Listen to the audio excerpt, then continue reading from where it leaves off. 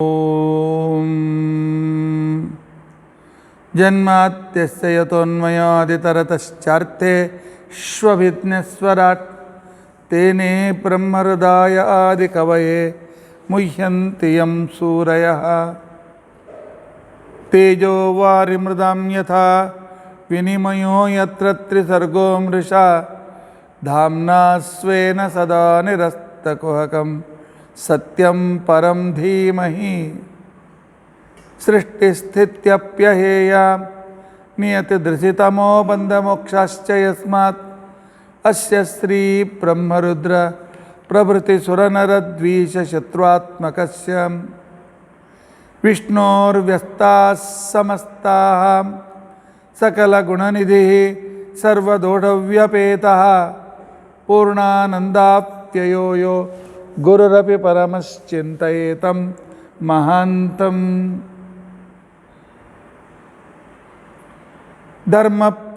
ಧರ್ಮಪ್ರೋಜ್झितकैतवोऽत्र ಪರಮಃ ನಿರ್ಮತ್ಸರಾಣಾಂ ಸತಾಂ ವೇದ್ಯಂ ವಾಸ್ತವಮತ್ರ ವಸ್ತು ಶಿವದಂ ತಾಪತ್ರಯೋನ್ಮೂಲನಂ ಶ್ರೀಮದ್ಭಾಗವತೆ ಮಹಾಮುನಿಕೃತೆ ಕಿಂ ವಾ ಪರೈರೀಶ್ವರಃ ಸದ್ಯೋ ಹೃತ್ಯವರುದ್ಧತೇತ್ರ ಕೃತಿಭಿಃ ಶುಶ್ರೂಷವಿಸ್ತಕ್ಷಣಾತ್ ನಿಗಮಕಲ್ಪತರೋರ್ಗಲಿತಂ ಫಲಂ ಶುಕಮುಖಾದಮೃತದ್ರವಸಂಯುತಂ ಪಿಬತ ಭಾಗವತಂ ರಸಂ ಆಲಯಂ ಮುಹುರಹೋ ರಸಿಕಾಃ ಭುವಿ ಭಾವುಕಾಃ ಅಭ್ರಮಂ ಭಂಗರಹಿತಂ ಅಜಡಂ ವಿಮಲಂ ಸದಾ ಆನಂದತೀರ್ಥಮತುಲಂ ಭಜೆ ತಾಪತ್ರಯಾಪಹಂ ಭವತಿ ಯದನುಭಾವಾದೇಡಮೂಕೋಪಿ ವಾಗ್ಮಿ ಜಡಮತಿರಪಿ ಜಂತುರ್ಜಾಯತೆ ಪ್ರಾಜ್ಞಮೌಲಿಃ ಸಕಲವಚನಚೇತೋ ದೇವತಾ ಭಾರತೀ ಸಾ ಮಮ ವಚಸಿ ನಿಧತ್ತಾಂ ಸನ್ನಿಧಿಂ ಮಾನಸೇ ಚ ಅಸ್ಮತ್ಕುರುಸಮಾರಂಭಾಂ ಟೀಕಾಕೃತ್ಪಾದಮಧ್ಯಗಾಂ ಶ್ರೀಮದಾಚಾರ್ಯಪರ್ಯಂತಾಂ ವಂದೇ ಗುರುಪರಂಪರಾಂ ವಿದ್ಯಾಯಾಂ ವಿಬುಧಾಚಾರ್ಯಂ ವೇದಜ್ಞಾನಾಬ್ಧಿಚಂದಿರಂ ದುರ್ಮತಧ್ವಾಂತಮಾರ್ತಾಂಡಂ ಸತ್ಯಧ್ಯಾನಮುನಿಂ ಭಜೆ ಪಂಚಾಶದ್ವರ್ಷಪರ್ಯಂತಂ ಸತತಂ ರಾಮಪೂಜಕಾಂ ಶ್ರೀ ಸತ್ಯಪ್ರಮೋದ ಗುರುರಾಟ್ ಭಾಸತಾಂ ನೋ ಹೃದಂಬರೆ ಬಂಧುಸ್ತ್ವಂ ಗುರುರಿಷ್ಟದೈವತಮಿತಿ ತ್ವತ್ಪಾದಪಂಕೇರುಹಂ ಪ್ರಾಪ್ತಂ ಮಾಂ ಪರಿಪಾಲಯೇತಿ ಸತತಂ ಯಾಚೆ ನಿಬದ್ಧಾಂಜಲಿಃ ಚಿತ್ತಂ ಮದ್ಗುಣದೋಷಚಿಂತನವಿಧೌ ನೂನಂ ಮನಾಂಮಾ ಕೃತಾಃ ಶ್ರೀ ಸತ್ಯಾತ್ಮಗುರೋ ತ್ವದಂಘ್ರಿಯುಗಲಂ ಹಿತ್ವಾ ನಮೇ ಸದ್ಗತಿಃ ಯೈರಹಂ ಶುಕವತ್ ಸಮ್ಯಕ್ ಶಿಕ್ಷಿತೋಸ್ಮಿ ಕೃಪಾಲುಭಿಃ ತಾನ್ ವಂದೇ ಧೇನುಪಾಚಾರ್ಯಾನ್ ತತ್ವಜ್ಞಾನಾರ್ಥಸಿದ್ಧಯೇ ಶ್ರೀ ಗುರುಭ್ಯೋ ನಮಃ ಹರಿ ಓಂ ಹರಿ ಓಂ ಹರಿ ಓಂ ಸ್ವಸ್ತಿಸ್ತು ಅಜೇಡಗನ್ಮಂಗಲಾನಿ ಸಂತು ಶ್ಲೋಕೈಕ ಶ್ರವಣ ಪಠನ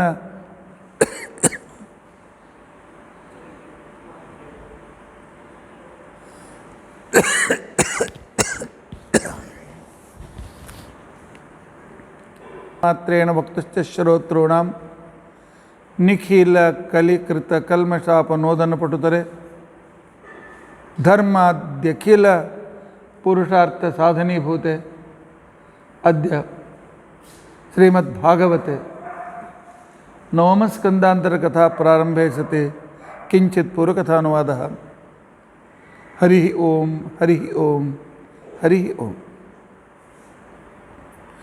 ನವಮಸ್ಕಂದದಲ್ಲಿ ಸೂರ್ಯವಂಶದ ಕ್ರಮದಲ್ಲಿ ಶ್ರೀರಾಮಚಂದ್ರನ ಕಥೆಯನ್ನು ನಾವು ಕೇಳ್ತಾ ಇದ್ದೇವೆ. ಭಾಳ ಸಂಕ್ಷಿಪ್ತವಾಗಿ ಒಂದೊಂದೇ ಶ್ಲೋಕದಲ್ಲಿ ಸಾಕಷ್ಟು ಕಥಾಭಾಗವನ್ನು ಭಾಗವತ ಹೇಳಿದ್ದರೂ ಶ್ರೋತೃಗಳು ಸ್ವಲ್ಪ ಆದರೂ ವಿಸ್ತಾರವಾಗಿ ಹೇಳಿ ಅಂತೇಳಿ ಆಗ್ರಹ ಮಾಡಿದ್ದರಿಂದಾಗಿ ನೀನಿನವರೆಗೂ ನಾವು ಭರತನ ಪ್ರಾರ್ಥನೆಯನ್ನು ರಾಮಚಂದ್ರ ಮನ್ನಿಸದೆ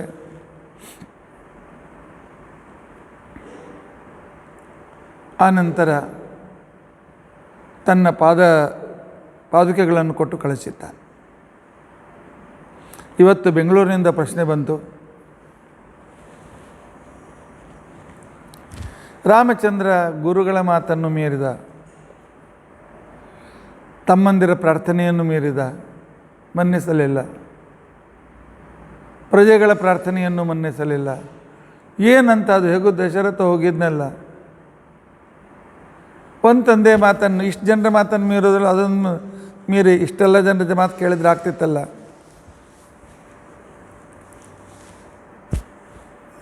ಇದಕ್ಕೆ ಎರಡು ಉತ್ತರ. ಒಂದು, ಯಾವುದನ್ನು ವ್ರತ ಇಟ್ಕೊಂಡು ಹೊರಟಿದ್ದಾನೆ ಅದನ್ನು ಸಜ್ಜನರು ಮಧ್ಯದಲ್ಲಿ ಬಿಡೋದಿಲ್ಲ. 1000 ವಿಘ್ನ ಬಂದರೂ ಅದರ ಜೊತೆಗೆ ಹೋರಾಡಿ ಅದನ್ನು ಪೂರ್ತಿ ಮಾಡ್ತಾರೆ. ಇದು ಸಾಮಾನ್ಯವಾಗಿರ್ತಕ್ಕಂಥ ನಿಯಮ. ಮತ್ತು ಪರಮಾತ್ಮನ ಅವತಾರದಲ್ಲಿ ಸಾಕಷ್ಟು ಹಿಡನ್ ಕಾಸ್ಗಳು, ಅವ್ಯಕ್ತ ಕಾರಣಗಳು ಇರ್ತಾರೆ. ಮುಖ್ಯ ಬಂದದ್ದು, ಕಾಡಿಗೆ ಬಂದದ್ದು ತಂದೆ ಮಾತು ಸರಿ, ಅಸುರರನ್ನು ಸಂಹಾರ ಮಾಡೋದಕ್ಕೆ, ರಾಕ್ಷಸರನ್ನು ಸಂಹರಿಸುವುದಕ್ಕೋಸ್ಕರ. ಪುರಾಣದಲ್ಲಿ ನಾನು ಯಾವುದೋ ಓದಿದ ನೆನಪು, ಇವತ್ತು ಅದ ಕಡೆ ಲಕ್ಷ್ಯ ಕೊಡಲಿಲ್ಲ ಯಾವ ಪುರಾಣ ಅಂತೇಳಿ. ಆ ಪುರಾಣದ ಪ್ರಕಾರ, ಅದು ಬಹುಶಃ ಉಪಪುರಾಣ ಇರಬೇಕು, ಕೈ ಆ ನಂತರ ರಾಮ ಇಬ್ಬರು ಮೊದಲೇ ಮಾತನಾಡಿಕೊಂಡು, ನೀನು ಆಗ್ರಹ ಮಾಡು, ಈ ರೀತಿ ವರ ಕೇಳು, ನನ್ನನ್ನು ಕಾಡಿಗೆ ಕಳಿಸು, ಆ ನೆವದಿಂದ ನಾನು ರಾವಣಾದಿಗಳನ್ನು ಸಂಹರಿಸಿ ಬರ್ತೇನೆ. ಯಾಕೆ ವಿಶಾಲವಾದ ಸೈನ್ಯವನ್ನು ತೆಗೆದುಕೊಂಡು ಋಷಿಗಳಿಗೆ ಮುನಿಗಳು ಭಾಳ ಅನಾನುಕೂಲ ಆಗ್ತದೆ. ಅದಕ್ಕೆ ಉಪಾಯದಿಂದ ನಾನು ಅವನನ್ನು ಸಂಹರಿಸಿ ಬರ್ತೇನೆ ಅಂತ ತಿಳ್ಕೊಂಡಂಥೇಳಿ ಆ ಕ್ರಮದಲ್ಲಿ ಅವನು ಹೇಳಿದ್ದಂತ ತಿಳ್ಕೊಂಡಂತಕ್ಕಂಥ ಒಂದು ಇದೇ ಇವತ್ತು ಯಾವುದು ನೆನಪಿಗೆ ಬರ್ತಾ ಇಲ್ಲ, ನೋಡೋಣ. ಇಲ್ಲಿ ಒಟ್ಟು ಮುಖ್ಯವಾಗಿ ಯದಾ ಯದಾ ಹಿ ಧರ್ಮಸ್ಯ ಗ್ಲಾನಿರ್ಭವತಿ ಭಾರತ ಅಭ್ಯುತ್ಥಾನಂ ಅಧರ್ಮಸ್ಯ ತದಾ ಆತ್ಮಾನಂ ಸೃಜಾಮ್ಯಹಂ ಅಂತ ತಿಳ್ಕೊಂಡಂತ ಹೇಳಿದಂತೆ ಪರಿತ್ರಾಣಾಯ ಸಾಧೂನಾಂ ವಿನಾಶಾಯ ಚ ದುಷ್ಕೃತಾಂ, ಇದನ್ನು ಮುಖ್ಯ ಉದ್ದೇಶ ಇಟ್ಟುಕೊಂಡು ಪರಮಾತ್ಮ ಕಾಡಿಗೆ ಬಂದಿದ್ದಾನೆ. ಈ ಕಡೆಗೆ ಭರತ ಮನಸ್ಸೇ ಒಲ್ಲದ ಮನಸ್ಸಿನಿಂದ ಊರಿಗೆ ತಿರುಗಿ ಬರ್ತಾನೆ. ಅಯೋಧ್ಯ ವಾಸಿಗಳೆಲ್ಲ ದಾರಿಯನ್ನು ಕಾಯ್ತಾ ಇದ್ದಾರೆ. 2 ದಿವಸ ಊಟ ಮಾಡಿರಲಿಲ್ಲ. ರಾಮ ಬರ್ತಾನೆ, ರಾಮನ ದರ್ಶನ ಮಾಡಿ ಊಟ ಮಾಡಿದ್ರಾಯಿತು ಅಂತ ತಿಳ್ಕೊಂಡಂತೇಳಿ. ಆದರೆ ರಾಮನಿಲ್ಲದೆ ಕೇವಲ ಒಂದು ಪಾದಕ್ಕೆ ಬಂದದ್ದರಿಂದ ಬಹಳ ಅಸಮಾಧಾನ ಆಗಿದೆ. ಯಾರಿಗೂ ಊಟದಲ್ಲಿ ಉತ್ಸಾಹ ಇಲ್ಲ. ಮಕ್ಕಳು ಹಾಲು ಬೇಡ ಅಳ್ತಾ ಇದ್ದರೆ ತಾಯಂದಿರೆ ಕುಡಿಸ್ಲಿಕ್ಕೆ ಉತ್ಸಾಹ ಇಲ್ಲ. ಯಜ್ಞಯಾಗಾದಿ ಮಾಡಲಿಕ್ಕೆ ಋಷಿಗಳ ಮುನಿಗಳಿಗೆ ಉತ್ಸಾಹ ಇಲ್ಲ. ಒಟ್ಟು ಎಲ್ಲವೂ ಶಾಂತ ಶಾಂತ ಶಾಂತ. ಭರತ ಊರಲ್ಲಿ ತಿರುಗಾಡಿ ನೋಡಿದ, ಎಲ್ಲ ಕಡೆಗೆ ಸ್ಮಶಾನ ಮೌನ. ರಾಮನಿಲ್ಲದ ಅಯೋಧ್ಯೆ. ಹೌದು, ನಮ್ಮ ಶರೀರವೂ ಕೂಡ ಅಯೋಧ್ಯೆ.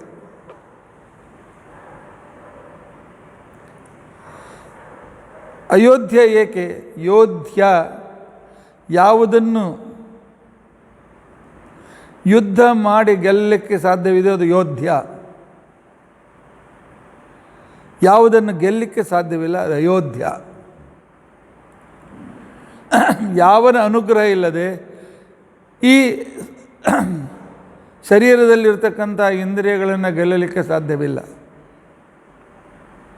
ಈ ಸಂಸಾರದಲ್ಲಿ ಪತಿತವಾದ ಈ ಸಂಸಾರವನ್ನು ಗೆಲ್ಲಲಿಕ್ಕೆ ಸಾಧ್ಯವಿಲ್ಲವೋ ಅಂಥದ್ದು ಅಯೋಧ್ಯ. ಇಲ್ಲಿ ರಾಮನಿಲ್ಲದೆ ಇದ್ದರೆ ಹೇಗೆ ಗೆಲ್ಲಬೇಕು? ಆ ರೀತಿಯಾಗಿ ಪ್ರಾಣವಿಲ್ಲದ ಶರೀರದಂತೆ ತನ್ನ ನಗರ ಕಂಡಿದೆ. ಬಹಳ ದುಃಖಪಟ್ಟಿದ್ದಾನೆ. ಅಂತಃಪುರಕ್ಕೆ ಹೋಗಿದ್ದಾನೆ. ತಾಯಿ, ಹೆಂಡತಿ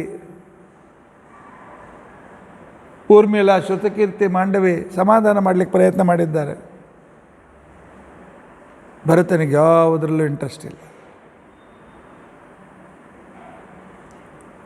ರಾತ್ರಿಯೆಲ್ಲ ನಿದ್ದೆ ಇಲ್ಲದೆ ಕಳೆದಿದ್ದಾನೆ. ಕೊನೆಗೆ ಮನಸ್ಸಿನಲ್ಲಿ ನಿರ್ಧಾರ ಮಾಡಿದ್ದಾನೆ, ನಾನು ರಾಜ್ಯದ ಕಡೆಗೆ ಅಲಕ್ಷ್ಯ ಮಾಡಿದರೆ ರಾಮಚಂದ್ರನಿಗೆ ಸಿಟ್ಟು ಬರ್ತದೆ. ಅಣ್ಣ ಸಿಟ್ಟಿಗೆ ಬರುವಂತೆ ನಾನು ಮಾಡಬಾರ್ದು. ಅಣ್ಣ ಜ್ಯೇಷ್ಠ ಭ್ರಾತ ಪಿತುಸ್ಸಮಃ, ಅಣ್ಣ ತಂದೆ ಸಮಾನನಾಗಿರ್ತಾನೆ. ಅಣ್ಣ ಹೇಳಿದ ಮಾತನ್ನು ಕೇಳಿಕೊಂಡಿದ್ದರೆ ಕೆಲವು ಸಲ ಮನಸ್ಸಿಗೆ ಸರಿ ಬಿಡಲಿ ಅವನ ಜೀವನದಲ್ಲಿ ಸಾಕಷ್ಟು ಸುಖ ಸಮೃದ್ಧಿ ಸಿಗ್ತದೆ ಅನ್ನುವುದನ್ನು ನಾವೆಲ್ಲ ಅನುಭವಿಸಿದ್ದೆ. ಹಿರಿಯರ ಮಾತನ್ನು ಕೇಳಿಕೊಂಡಿದ್ದರೆ ಕೆಲವು ಒಂದೆರಡು ಸಾಮಾನ್ಯದಲ್ಲಿ ಮತಭೇದ ಇದ್ದರೂ ವ್ಯಕ್ತಪಡಿಸದೆ ಹೇಳಿದ್ದು ನಿಜ ಆಗಲಿ ಅಂತಿಕೊಂಡು ಅಂತ ಹೇಳ್ತಾ ಇದ್ದರೆ ಅಲ್ಲಿದ್ದ ದೇವರು ಆಶೀರ್ವಾದ ಮಾಡ್ತಾರೆ ಅಂತ ಹೇಳಿ ಮರುದಿವಸ ವಸಿಷ್ಠರನ್ನು ಮುಂದೆ ಮಾಡಿಕೊಂಡು ಅನೇಕ ಪುರೋಹಿತರು, ಮಂತ್ರಿಗಳು ಎಲ್ಲರನ್ನ ಕರೆದುಕೊಂಡು ಬಂದು ನಂದಿಗ್ರಾಮದಲ್ಲಿ ಸಿಂಹಾಸನವನ್ನು ಸ್ಥಾಪನೆ ಮಾಡಿ ಪ್ರತ್ಯೇಕವಾಗಿರ್ತಕ್ಕಂಥ ಗುಡಿ ಕಟ್ಟಿದಂತೆ ಮಾಡಿ ಅಲ್ಲಿ ಶ್ರೀರಾಮಚಂದ್ರನ ಪಾದುಕೆಗಳಿಗೆ ರಾಜ್ಯಾಭಿಷೇಕ ಮಾಡಲಾಗಿದೆ. ರಾಜ್ಯಾಭಿಷೇಕ ಬೇಕಿರ್ತಕ್ಕಂಥ ಎಲ್ಲ ವಿಧಾನಗಳು ಆಗಿವೆ. ಆ ನಂತರ ತಾನು ಮಾತ್ರ ಜಟಾಧಾರಿಯಾಗಿ ವಲ್ಕಲ ನಾರುಬಟ್ಟೆಯನ್ನು ಉಟ್ಟಿಕೊಂಡು ಕೇವಲ ಕಂದಮೂಲ ಅನಿವಾರ್ಯವಿದ್ದಾಗ, ಅತಿ ಹಸಿವೆಯಾದಾಗ ಕಂದಮೂಲಗಳನ್ನು ಸ್ವೀಕರಿಸಿ ತಪಸ್ವಿ ಜೀವನವನ್ನು ನಡೆಸಿದ್ದಾನೆ. ತಪಸ್ವಿ ಜೀವನವನ್ನು ನಡೆಸಿರ್ತಕ್ಕಂಥ ಸಂದರ್ಭದಲ್ಲಿ ಏನೇ ಇದ್ದರೂ, ಯಾವುದೇ ರಾಜ್ಯದ ಕೆಲಸ ಬಂದು ಅಣ್ಣ ಈ ಕೆಲಸ ಮಾಡ್ತೇನೆ ಅಂತ ಆ ಕಾಲದಲ್ಲಿ ಅದಕ್ಕೆ ಕೇಳಿಕೊಂಡು ಒಪ್ಪಿಸಿ, ಯಾರೇ ಕಪ್ಪು ಕಾಣಿಕೆ ತಂದರೂ ಕೊಟ್ಟರು ಅದನ್ನು ಮೊದಲು ಪಾದುಕೆ ಎದುರಿಗಿಟ್ಟು, ಭಗವಂತ ಇಂಥ ರಾಜರು ಕೊಟ್ಟಿದ್ದಾರೆ, ಇಂಥ ಕೆಲಸಕ್ಕೆ ಉಪಯೋಗಿಸ್ತೇನೆ.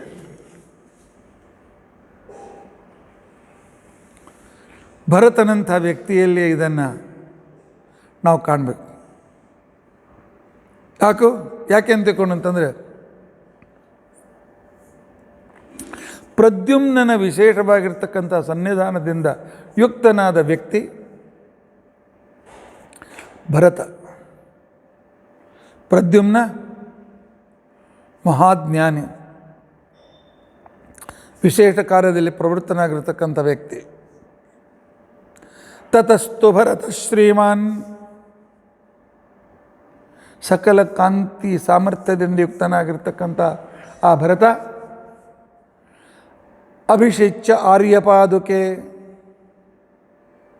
ಹಿಂದಿನ ಕಾಲಕ್ಕೆ ಹಿರಿಯರಿಗೆ ಆರ್ಯ ಅಂತೇಳಿ ಕರೀತಾ ಇದ್ರು. ಆರ್ಯ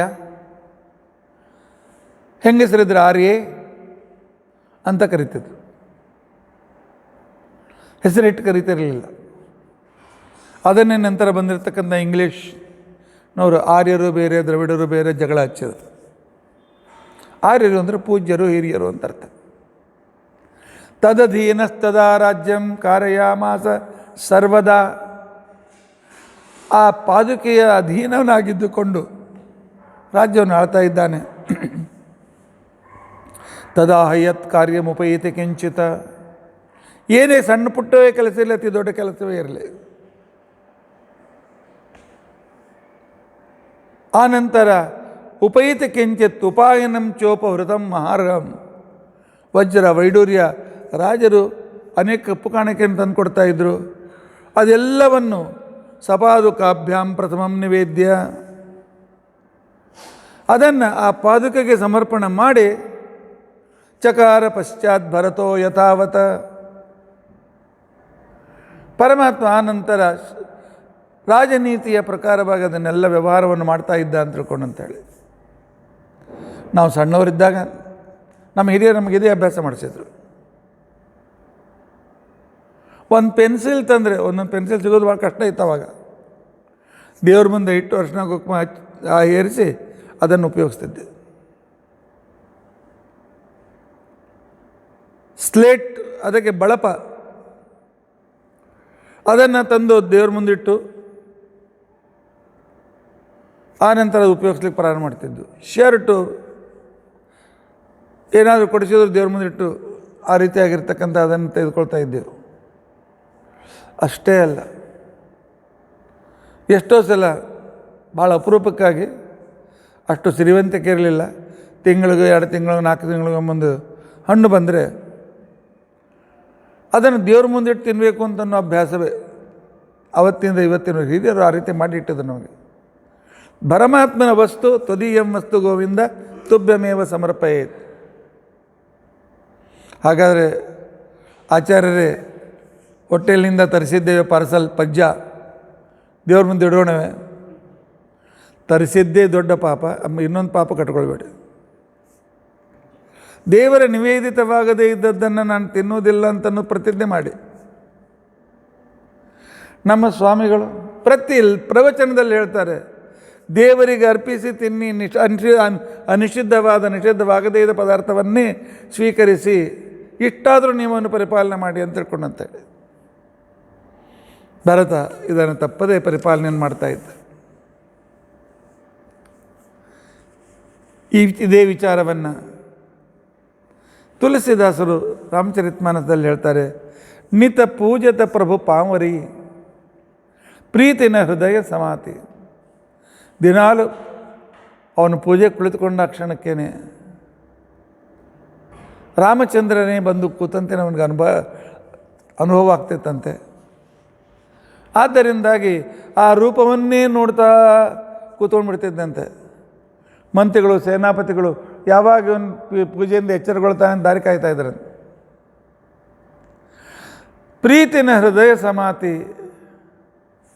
ಹೃದಯ ತುಂಬಿ ಪ್ರೀತಿ ಬರ್ತಿತ್ತು, ಆದರೆ ಪ್ರೀತಿ ಹೆಚ್ಚು ಆಗ್ತಾಯಿತ್ತು, ಹೃದಯ ಕಡಿಮೆ ಬೀಳ್ತಾಯಿತ್ತು.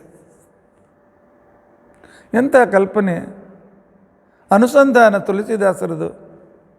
ಮಾಗಿ ಮಾಗಿ ಆಯಸ್ಸು ಕರತ ರಾಜ ಕಾಜ ಬಹುಭಾಂತಿ. ಪುನಃ ಪುನಃ ಆ ಪರಮಾತ್ಮನ ಆಶೀರ್ವಾದವನ್ನು, ಪಾದಗಳಿಗೆ ಆಶೀರ್ವಾದವನ್ನು ಕೇಳ್ತಾ ಕೇಳ್ತಾ ಸಕಲ ರಾಜಕಾರ್ಯಗಳನ್ನು ರಾಜಕಾಜ ಬಹುಭಾಂತಿ. ಹೇಗೆ ಒಬ್ಬ ಮಂತ್ರಿ, ರಾಜರೇ ಇಂಥ ಕೆಲಸವನ್ನು ಹೇಗೆ ಮಾಡೋಣವೇ, ಅಲ್ಲಿ ಒಂದು ಅಣ್ಣ ಇಂಥ ಕೆಲಸ ಇದೆ, ಇಲ್ಲ ಆಕ್ರಮಣ ಮಾಡಬೇಕು ಅಂತಿದೆ, ಇಷ್ಟು ಇದು ಮಾಡಬೇಕಾಗಿದೆ, ಇಷ್ಟು ಜನರಿಗೆ ಅನ್ನ ಸತ್ರ ತೆಗಿಬೇಕಾಗಿದೆ, ಪ್ರತಿಯೊಂದನ್ನು ದಿನಾಲು ಅದರ ಎದುರಿನಲ್ಲಿ ಒಪ್ಪಿಸ್ತಾರೆ, ಲೆಕ್ಕ ಒಪ್ಪಿಸ್ತಾ ಇತ್ತು.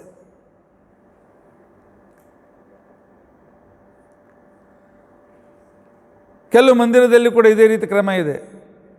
ರಾತ್ರಿ ಒಳಗಾಗಿ ಮಲಗೋಕ್ಕಿಂತ ಮೊದಲು ಅವತ್ತಿನ ಲೆಕ್ಕಪತ್ರ ಮುಗಿಸಿ, ದೇವರೇ ಇಷ್ಟು ಬಂದಿದೆ, ಇಷ್ಟು ಇದಾಗಿದೆ ಅಂತ ತಿಳ್ಕೊಂಡಂತೇಳಿ. ಉಳಿದ ಸಿ ಎಗೆ ನೋಡ್ಕೊಳ್ಳಿ, ಈ ಮುಖ್ಯ ಸಿ ಎ ಇವನು. ತುಳಸಿದಾಸರನ್ನು ಮಾಡ್ತಾರೆ. ಪುಲಕಗಾತ, ಪಾದಕ್ಕೆ ಎದುರು ಕೂತ್ಕೊಂಡಾಗ ಮೈ ರೋಮಾಂಚಿತವಾಗ್ತಿತ್ತು. ಹಿಯ ಸಿಯ ರಘುವೀರು, ಹೃದಯದಲ್ಲಿ ಸೀತಾರಾಮರು,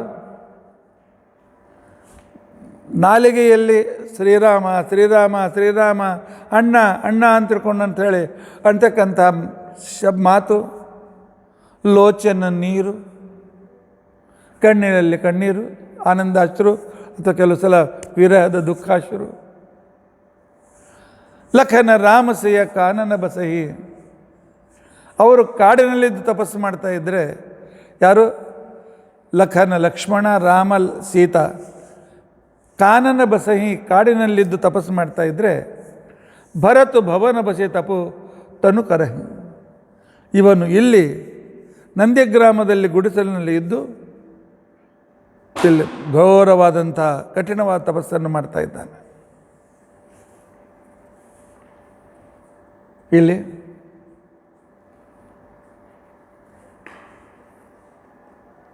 ಶ್ರೀರಾಮಚಂದ್ರನ ಹತ್ತಿರ ಅಲ್ಲಿ ಎಲ್ಲ ಋಷಿಗಳಿಗೆ ಒಬ್ಬ ಕುಲಪತಿ, ಅವನು ಬಂದು ಹೇಳ್ದ, ನಾವೆಲ್ಲರೂ ಈ ಸ್ಥಳ ಬಿಟ್ಟು ಹೋಗ್ಬೇಕಂತ ಮಾಡಿದ್ದೇವೆ.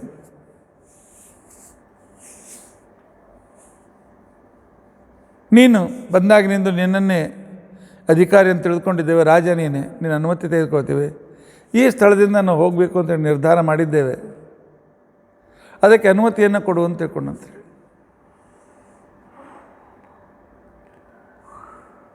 ರಾಮ ಕೇಳ್ದ, ಏನೋ ನಮ್ಮಿಂದ ಏನಾದ್ರು ತಪ್ಪಾಯ್ತೆ ಋಷಿಗಳೇ? ನಮ್ಮಿಂದ ಅಥವಾ ಲಕ್ಷ್ಮಣ ಏನಾದರೂ ಹೆಚ್ಚು ಕಡೆ ಮಾಡಿದ್ದಾನೆಯಾ? ಋಷಿ ಪತ್ನಿಯರ ಸೇವೆಗೆ ನನ್ನ ಸೀತೆ ಬರ್ತಾ ಇದ್ಲು, ಅಂಥ ಸೇವೆ ಮಾಡೋದ್ರಲ್ಲಿ ಏನಾದರೂ ತಪ್ಪು ಮಾಡಿದ್ದಾಳೆ? ಏನಾಗಿದೆ ಹೇಳಿ, ನಮ್ಮ ಕಡೆಯಿಂದ ಅವ್ರ ಕ್ಷಮೆ ಕೇಳ್ತೇವೆ. ಮತ್ತೊಬ್ಬರಾಗಿದ್ರು, ಹೋದ್ರವ್ರು ಬಿಟ್ಟು ಬಿಡ್ರಿ, ನಮ್ಮದೇನು ಏನು ಬೇಕಾದ್ರೆ ಮಾಡ್ಕೋರಿ ಅಂತಂದಿದ್ದ. ರಾಮಚಂದ್ರ ಕೇಳಿದ, ನಮ್ಮಿಂದ ಏನು ತಪ್ಪಾಗಿದೆ? ವ್ಯವಹಾರ, ಹಿರಿಯರ ಜೊತೆಗೆ ಹೇಗೆ ಮಾತನಾಡಬೇಕು ಅಂತ ಅನ್ನೋದನ್ನು ಕಲಿಸ್ತಾ ಇದ್ದಾನೆ ರಾಮಚಂದ್ರ. ಮರ್ತ್ಯಾವತಾರಸ್ತು ಯ ಮರ್ತ್ಯ ಶಿಕ್ಷಣ. ಆಗ ಅವರಂತಾರೆ, ರಾಮ, ನಿನ್ನಿಂದ ಸೀತೆಯಿಂದ ತಪ್ಪಾಗಲಿಕ್ಕೆ ಸಾಧ್ಯ ಇದೆ. ಕುತಃ ಕಲ್ಯಾಣ ಸತ್ವಾಯ ಕಲ್ಯಾಣಾಭೀರತೆ ಸದಾ. ಜನರ ಮಂಗಲಕ್ಕೋಸ್ಕರ ರತನಾದವನು ನೀನು, ಅವಳು ಜಗತ್ತಿನ ಮಂಗಲಕ್ಕೋಸ್ಕರ ಆಸಕ್ತಳಾಗಿರ್ತಕ್ಕಂಥವಳು ಸೀತಾದೇವಿ. ಚಲನಂ ತಾತ ವೈದೇಹ್ಯ, ಅದರಲ್ಲೂ ಕೂಡ ತಪಸ್ವಿ ಋಷಿ ಪತ್ನಿಯರ ಎಲ್ಲ ಅನುಕೂಲತೆಗಳನ್ನು ದಿನಾಲು ತಪ್ಪದೆ ಬಂದು ನಮ್ಮೆಲ್ಲ ಆಶ್ರಮಗಳಿಗೆ ಒಂದು ಯೋಗಕ್ಷೇಮ ಕೇಳ್ಕೊಂಡು ಹೋಗ್ತಕ್ಕಂಥ ಸೀತಾದೇವಿಯಿಂದ ನಾವು ಸಿಟ್ಟು ಬರಲಿಕ್ಕೆ ಸಾಧ್ಯತೆ ಇದೆ. ರಾಮ ಕೇಳ್ತಾನೆ, ಹಾಗಾದರೆ ಯಾಕೆ ಹೊರಟಿದ್ದೀರಿ? ಇಲ್ಲ, ಯಾವಾಗ ಭರತ ಪರಿವಾರ ಸಮೇತನಾಗಿ ಬಂದು ಹೋದ, ಗುಪ್ತಚಾರರಿಂದ ಈ ಸುದ್ದಿ ರಾವಣನಿಗೆ ಹೋಗಿದೆ ಅಂತ ಕಾಣ್ತದೆ. ರಾವಣನ ಮಲ ತಮ್ಮಂದಿರು ಖರ, ತ್ರಿಶಿರ, ದೂಷಣ ಅಂತ ತಿಳ್ಕೊಂಡಂತೇಳಿ ಈ ಸಂಪೂರ್ಣ ವಿಂಧ್ಯ ಪರ್ವತದಿಂದ ಹಿಡಿದುಕೊಂಡು ಲಂಕೆಯವರೆಗೂ ಹೆಚ್ಚಿನ ಭಾಗದಲ್ಲಿ ಅನೇಕ ಸಹಸ್ರ ಸೈನಿಕರನ್ನು ತಮ್ಮ ಜೊತೆಯಲ್ಲಿ ಕರೆದುಕೊಂಡು ಋಷಿ ಮುನಿಗಳಿಗೆ ಅನೇಕ ರೀತಿಯಿಂದ ಪೀಡೆ ಕೊಡ್ತಾ ಇದ್ದಾರೆ. ಭರತ ಹೋದಾಗಿನಿಂದ ಆಯಿತು, ಈಗ ಒಂದು ವಾರ ಆಯಿತು. ನಿನ್ನನ್ನು ಸಾಕ್ಷಾತ್ ಎದುರಿಸಲಿಕ್ಕೆ ಸಾಮರ್ಥ್ಯ ಇಲ್ಲ ಅಂತ ಕಾಣ್ತದೆ. ನಾವು ಮಲಗಿದಾಗ ಬರ್ತಾರೆ, ಹೋಮಕೊಂಡ ಕಿತ್ತಿ ಓಡ್ತಾರೆ, ಹೋಮ ಮಾಡುವಾಗ ಮೇಲಿನಿಂದ ಏನೋ ಎಸೆಯುತ್ತಾರೆ, ನಮ್ಮ ಹಸುಗಳನ್ನು ಓಡಿಸ್ಕೊಂಡು ಹೋಗ್ತಾ ಇದ್ದಾರೆ. ಬಹುಶಃ ಈ ಖರತ್ರಿಸರರ ಪೀಡೆ ಇದು ಇರಬಹುದು. ಇಲ್ಲಿಂದ ಸ್ವಲ್ಪ ದೂರದ ಮೇಲೆ ಅಶ್ವಪತಿಗಳ ಸ್ಥಾನ ಇದೆ, ಅಲ್ಲಿ ಎಲ್ಲ ಸುರಕ್ಷಿತವಾಗಿರ್ತೇವೆ, ಅದಕ್ಕೆ ಅನುಮತಿ ಕೊಡು ರಾಮಚಂದ್ರ ಅಂತ ತಿಳ್ಕೊಂಡು ಅಂತ ಹೇಳಿದ್ದೆ. ರಾಮಚಂದ್ರ ಅಂತ ನಿಮ್ಮಂಥ ಜ್ಞಾನಿಗಳಿಲ್ಲದೆ ಇರತಕ್ಕಂಥ ಸ್ಥಳದಲ್ಲಿ ನಾನಿದ್ದೇನು ಮಾಡಲಿ, ನಾನು ಹೊರಡ್ತೇನೆ ಅಂತ. ಅವ್ರ ಹಿಂದೆ ರಾಮ ಲಕ್ಷ್ಮಣರು ಕೂಡ ಹೊರಟಿದ್ದಾರೆ. ಎಷ್ಟು ಗಾಡಿ ತುಂಬಿಕೊಂಡು ಆಸ್ತಿ ಊರಿಂದ ಪಾರ್ಸಲ್ ಬೇಕಲ್ಲ, ಏನಿಲ್ಲ, ಉಟ್ಟ ಬಟ್ಟೆ ದಡದು ಮುಗೀತು, ಕೈಲಿದ್ದ ಆಯುಧ ಅಷ್ಟೇ. ಅವರನ್ನು ಅತ್ರಿ ಋಷಿಗಳ ಆಶ್ರಮದ ಪರಿಸರದಲ್ಲಿ ಬಿಟ್ಟು ಅತ್ರಿ ಋಷಿಗಳ ಅನುಮತಿ ತೆಗೆದುಕೊಂಡು ಅವ್ರು ಬೇರೆ ಕಡೆಗೆ ಹೋಗಿಬಿಟ್ಟಿದ್ದಾರೆ. ತನ್ನ ಮನೆಗೆ ಬಂದಿರತಕ್ಕಂಥ ಸೀತಾ ರಾಮ ಲಕ್ಷ್ಮಣರನ್ನು ಕಂಡು ಅತ್ರಿ ಋಷಿಗಳಿಗೆ ಅನಸೂಯಾಗಿ ಬಹಳ ಸಂತೋಷವಾಗಿದೆ. ಅತ್ರಿ ಋಷಿಗಳು ರಾಮಚಂದ್ರನಿಗೆ ಅರ್ಘ್ಯಪಾದ್ಯಾದಿಗಳಿಂದ ಅನೇಕ ರೀತಿಯಾಗಿರ್ತಕ್ಕಂಥ ಏನು ಅತಿಥಿಗೆ ಸತ್ಕಾರ ಮಾಡಬೇಕು ಆ ರೀತಿಯಾಗಿ ಸತ್ಕಾರ ಮಾಡಿ ಕುಶಲ ಯೋಗಕ್ಷೇಮವನ್ನು ಕೇಳ್ತಾ ಅಲ್ಲೇ ಇದ್ದಾರೆ. ಕೆಲವು ಸೇರಿ ಅಂತೆ ಕೂಡ ಅಂತ ಹೇಳಿದ್ದಾರೆ. ಈ ಕಡೆಯಲ್ಲಿ ಅನಸೂಯನ ಜೊತೆಗೆ ಸೀತಾದೇವಿ.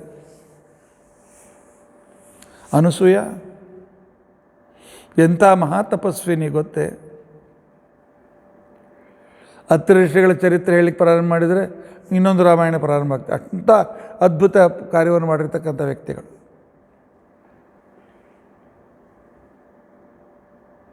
ತಪಸ್ಸು ಮಾಡ್ತಾ ಇದ್ದರು, ಜಗತ್ತಿನಲ್ಲಿರತಕ್ಕಂಥ ಅಸುರ ಸಾಮರ್ಥ್ಯ ಕಡಿಮೆಯಾಗಲಿ, ಸತ್ವಗುಣದ ಪುನಃವಾಗಲಿ ಅಂತ ತಿಳ್ಕೊಂಡಂಥೇಳಿ ಘೋರವಾದ ತಪಸ್ಸನ್ನು ಮಾಡ್ತಕ್ಕಂಥ ಇವರನ್ನು ಕಿಡ್ನ್ಯಾಪ್ ಮಾಡಿ ತಮ್ಮ ಕಾರಾಗೃಹದಲ್ಲಿ ಇಟ್ಟು ದೇವತೆಗಳ ಉನ್ನತಿಗೆ ತಪಸ್ಸು ಮಾಡೋದಿಲ್ಲ ಅಂತ ಪ್ರತಿಜ್ಞೆ ಮಾಡಿ ಬಿಡ್ತೇವೆ ಅಂತ ತಿಳ್ಕೊಂಡಂಥೇಳಿ ಹಲವು ವರ್ಷ ಇಟ್ಟುಕೊಂಡಿದ್ದರೂ ಕೂಡ ಅವರು ಎಲ್ಲಿರ್ತಾಯಿದ್ರು ಸುತ್ತಲೂ ಬೆಂಕಿ ಹಾಕಬೇಕು. ಕೆಲವು ಕಡೆಗೆ ಹೊಟ್ಟಿನ ರಾಶಿ ಮಾಡಿ ಕೆಳಗೆ ಬೆಂಕಿ ಹಚ್ಚಿ ಮೇಲೆ ಕೂಡಿಸ್ಬೇಕು. ಆದರೆ ಇಲ್ಲ, ಪ್ರಾಣ ಹೋದರೂ ಅಡ್ಡಿ ಇಲ್ಲ. ತಪಸ್ಸಿನ ಸಾಮರ್ಥ್ಯ ಇತ್ತು, ಅಗ್ನಿಯಲ್ಲಿ ಅವ್ರಿಗೇನಾಗ್ತಾ ಇರಲಿಲ್ಲ. ಇಂಥ ಅದ್ಭುತನಾಗಿರ್ತಕ್ಕಂಥ ವ್ಯಕ್ತಿ ಯಾವನಲ್ಲಿ ಇಲ್ಲ ಇಲ್ಲ ಅಂತಿಕೊಂಡ್ರೆ ಕಾಮ ಕ್ರೋಧ ಲೋಭ ಇಲ್ಲ, ಅತ್ರಿ. ಇಂಥ ಅದ್ಭುತ ಋಷಿ, ಅವರ ಮಹಿಮೆಗಳು ಸಾಕಷ್ಟಿವೆ. ಹೆಂಡತಿಯನ್ನು ಕಡಿಮೆ ಇಲ್ಲ. ಒಂದು ಸಲ 10 ವರ್ಷ ಮಳೆ ಆಗಲಿಲ್ಲ, ಭೀಕರ ಬರಗಾಲ ಬಿತ್ತು. ಜನರು ತ್ರಾಯಿ ಋಷಿ ಮುನಿಗಳು ಕೂಡ ಸಂಪೂರ್ಣ ಆ ದಂಡಕಾರಣ್ಯದ ಎಲ್ಲ ಭಾಗ ವಿಂಧ್ಯಪುರ ಅಂತ ಹಿಡಿದುಕೊಂಡು ಅಲ್ಲಿವರೆಗೂ ಜಗತ್ತು ಸುಡ್ಲಿಕ್ಕೆ ಪ್ರಾರಂಭ ಆಯಿತು. ಯಾಕೆ ಸತತ ಎಲ್ಲ ಒಣಗೋಗಿತ್ತು, ಒಂಚೂರು ಬಿಸಿಲು ಹೆಚ್ಚಾದರೆ ಬೆಂಕಿ ಹತ್ತಿತ್ತು. ಇಂತಹ ವೇಳೆಯಲ್ಲಿ ಉಪವಾಸ ಘನಘೋರ ತಪಸ್ಸನ್ನು ಮಾಡಿ ಮಳೆ ಬೀಳುವಂತೆ ಮಾಡಿ ಎಲ್ಲ ಜನರಿಗೆ ಸಂಪೂರ್ಣ ಭಾಗವನ್ನೇ ಸಸ್ಯಶ್ಯಾಮಲವನ್ನಾಗಿ ಮಾಡಿ ಎಲ್ಲರಿಗೆ ಅನುಕೂಲವಾದ ಆಹಾರದ ವ್ಯವಸ್ಥೆಯನ್ನು ಮಾಡಿರ್ತಕ್ಕಂಥ ಮಹಾನುಭಾವಳು ಅನಸೂಯ. ಅಸೂಯೆ ಇಲ್ಲದವಳು ಅನಸೂಯ. ಇನ್ನೊಬ್ಬರ ಉನ್ನತಿ ಕಂಡು ಎಂದಿಗೂ ಕರಬದೇ ಇರತಕ್ಕಂಥ ಮಹಾನ್ ತಪಸ್ವಿನಿ. ಅಷ್ಟೇ ಅಲ್ಲ, ಋಷಿಗಳಿಗೆ ಮುನಿಗಳಿಗೆ ವಿಂಧ್ಯ ಪರ್ವತದ ಈ ಕಡೆಗೆ, ಚಿತ್ರಕೂಟದಿಂದ ಮುಂದೆ ಅನೇಕ ಜನರಿಗೆ ಅನೇಕ ರೀತಿಯಾಗಿರ್ತಕ್ಕಂಥ ರಾಕ್ಷಸರು ಪೀಡೆಯನ್ನು ಕೊಡ್ತಾ ಇದ್ದಾರೆ.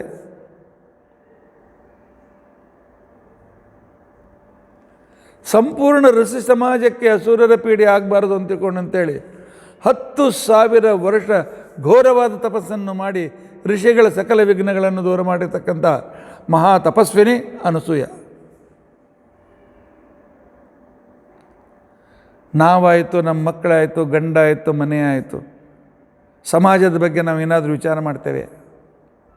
ಸಜ್ಜನರ ಸಮಾಜದ ಬಗ್ಗೆ ನನಗೇನಾದರೂ ನಾವು ಮಾಡಬೇಕು ಅಂತ ಅನ್ನೋದನ್ನು ಪ್ರತಿಯೊಬ್ಬ ವ್ಯಕ್ತಿ ತನ್ನ ಸಮಾಜಕ್ಕೋಸ್ಕರ ದುಡಿಯಲೇಬೇಕು. ಇದು ಪರಮಾತ್ಮನ ಕೊಟ್ಟಿರ್ತಕ್ಕಂಥ ಸಂಪತ್ತಿಯ ಟ್ಯಾಕ್ಸ್ ಕೊಟ್ಟಂತೆ ಅಂತ ತಿಳ್ಕೊಂಡು ಅಂತೇಳಿ ಆಚಾರ್ಯರು ಗೀತಾ ಭಾಷ್ಯದಲ್ಲಿ ಹೇಳ್ತಾರೆ. ಜನರ ಸೇವೆ ಅಂತ ಅನ್ನೋದು ಕರವನ್ನಿತೆ ಕಾರ್ಯ ಮಾಡಲೇಬೇಕು ಅಂತ ತಿಳ್ಕೊಂಡು ನಮ್ಮಿಂದಾದಷ್ಟು ಸಮಾಜ ಸೇವೆ ಪ್ರತಿಯೊಬ್ಬ ವ್ಯಕ್ತಿ ಮಾಡಲೇಬೇಕು. ಆ ರೀತಿಯಾಗಿ 10,000 ವರ್ಷ ಏನು ನಾಟ್ದಿರೋದಿಲ್ಲ ಅಂತ ತಿಳ್ಕೊಂಡಂತಂದರೆ ಅವರು 1,00,000 ವರ್ಷ ಜೀವಿತ ಇರ್ತಾಯಿದ್ರು. 10,000 ವರ್ಷ ಅಂತಂದರೆ 10 ವರ್ಷ ಇದ್ದಾಗೆ. ಹೋಗಿ ನಾವು ಕೂಡ 10 ವರ್ಷ ತಪಸ್ಸು ಮಾಡ್ತೀವಿ ಕೂತು, ಹಗಲು ರಾತ್ರಿ ಉಪವಾಸ ಇದ್ದು ಒಂದಿನ ಮಾಡಲಿಕ್ಕಾಗೋದಿಲ್ಲ. ಏಕಾದಶಿ ಮಾಡಿದರೆ ಭಾಳ ದೊಡ್ಡ ದೇವರ ಉಪಕಾರ ಹೊರತುಕೊಳ್ಬೇಕಷ್ಟೆ. ಒಂದು ಸಲ 10 ದಿವಸದ ಒಂದು ಯಜ್ಞಯಾಗ ಪ್ರಾರಂಭ ಆಯಿತು. ಆದರೆ ದೇವತೆಗಳಿಂದ ಸೂಚನೆ ಬಂತು, ಬಹಳ ಅರ್ಜೆಂಟ್ ಕೆಲಸ ಇದೆ, ನಾಳಿನ ದಿವಸ ಇವೆಲ್ಲ ಋಷಿಗಳು ಬರಬೇಕು ಅಂತ ತಿಳ್ಕೊಂಡಂತೇಳಿ 10 ದಿವಸದ ಯಜ್ಞ, ಅಂಥ ಮಹಾನ್ ಕಾರ್ಯ, ದೇವತಾ ಕಾರ್ಯ. ಮರುದಿವಸ ಕಾರ್ಯ ಪೂರ್ತಿಯಾಗಿ ಹೊರಡು ಅಲ್ಲಿ ಹೋಗಬೇಕು. ತನ್ನ ತಪಸ್ಸಾಮರ್ಥ್ಯದಿಂದ ಒಂದೇ ದಿವಸದಲ್ಲಿ ಸೂರ್ಯನಿಗೆ 10 ಸಲ ಉದಿತನಾಗಿ ಅಸ್ತನಾಗುವಂತೆ ಮಾಡಿ ಯಜ್ಞ ಅದೊಂದು ಒಂದು ಸಲ ಹೋಗಿ ಒಂದು ಬರುವಷ್ಟರಲ್ಲಿ ಇನ್ನೊಂದು ಅವತ್ತಿನ ಯಜ್ಞ ಭಾಗ ಮುಗಿಯುತ್ತಿತ್ತು.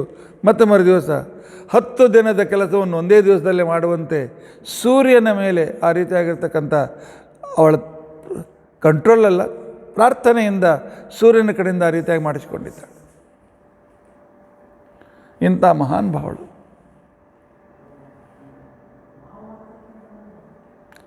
ಸೀತೆ ತನ್ನ ಜೊತೆಗಿದ್ದಾಗ ರಾತ್ರಿಯೆಲ್ಲ ಮಾತನಾಡ್ತಾ ಇದ್ದಾಳೆ. ಸೀತಾ, ಬಹಳ ಸಂತೋಷಪಟ್ಟೆ, ಬಹಳ ಸಂತೋಷ ಆಗಿದೆ ನಿನ್ನನ್ನು ನೋಡಿ. ಹುಟ್ಟಿದ್ದು ಅಯೋನಿಜೆಯಾಗಿ, ಬೆಳೆದದ್ದು ಹಂಸತೂಲಿಕಾ ತಲ್ಪದ ಮೇಲೆ, ಕೇವಲ ಸುಖಸುಪ್ಪತ್ತಿಗೆಯಲ್ಲೇ ಬೆಳೆದು ಅತ್ಯಂತ ಸುಖದಿಂದ ಕೂಡಿರ್ತಕ್ಕಂಥ ಅತ್ತೆ ಮನೆಗೆ ಬಂದಿರತಕ್ಕಂಥವಳು ನೀನು. ಇಂತಹ ಅದ್ಭುತ ಮಹಾನ್ ವ್ಯಕ್ತಿ ನೀನು, ಅದ್ಭುತ ಮಹಾನ್ ವ್ಯಕ್ತಿ.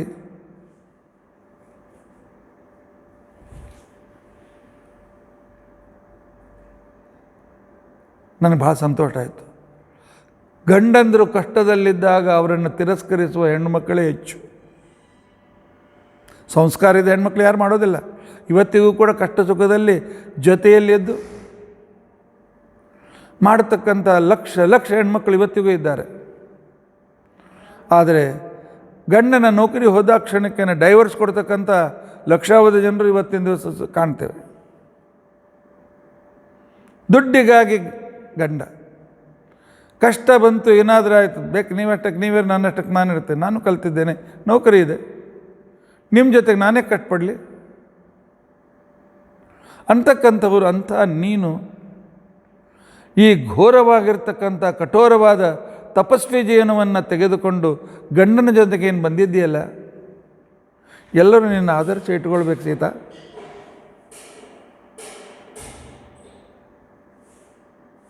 ಅನುಸೂಯ ಹೇಳ್ತಾಳೆ, ನಗರಸ್ಥೋ ವನಸ್ಥೋ ವಾ ಶುಭೋ ವಾ ಯದಿ ವಾ ಅಶುಭ ಯಾಸಾಂ ಸ್ತ್ರೀಣಾಂ ಪ್ರಿಯೋ ಭರ್ತ ತಾಸಾಂ ಲೋಕ ಮಹೋದಯ. ಕೇವಲ 3-4 ಶ್ಲೋಕಗಳಲ್ಲಿ ಹೇಳ್ತಾಳೆ, ಹೇಗೆ ನಾವು ದೇವರ ಪ್ರತಿಮೆ ಬೇಕು ಅಂತ ತಿಳ್ಕೊಂಡಂತಂದಾಗ ಹಿರಿಯರು ನಮಗೊಂದು ಪ್ರತಿಮೆ ಕೊಡ್ತಾರೆ. ಕೆಲವು ಸಲ ಪ್ರತಿಮೆ ಅತಿ ಸುಂದರನೂ ಆಗಿರ್ಬೋದು ಅಥವಾ ಸುಂದರನಾಗದೇ ಇರ್ಬೋದು, ಸಣ್ಣದು ಇರ್ಬೋದು ದೊಡ್ಡದು ಇರ್ಬೋದು. ಗುರುಗಳ ಕೈಯಿಂದ ಬಂದಿದೆ. ಅವ್ರ ಪ್ರತಿಮೆ ಚೆನ್ನಾಗಿದೆ, ನನ್ನ ಪ್ರತಿಮೆ ಚೆನ್ನಾಗಿಲ್ಲ, ಈಗ ತಾರತಮ್ಯ ಮಾಡ್ತಾರಾ? ಇಲ್ಲ. ನನ್ನ ಪಾಲಿಗೆ ಬಂದಿರತಕ್ಕಂಥ ನಮ್ಮ ಕುಲದೇವರು ಅವರು ಹೇಗೆ ಇರಲಿ, ಅವನು ನಗರದಲ್ಲಿ ವಾಸ ಮಾಡಲಿ, ಇಲ್ಲ ಕಾಡಿನಲ್ಲಿ ವಾಸ ಮಾಡಲಿ, ಏನಿದ್ರು ಅವನ ಜೊತೆಗಿರಬೇಕು. ಚಾಯ್ಸ್ ಮದುವೆಗಿಂತ ಮೊದಲು, ನಂತರ ಅಲ್ಲ.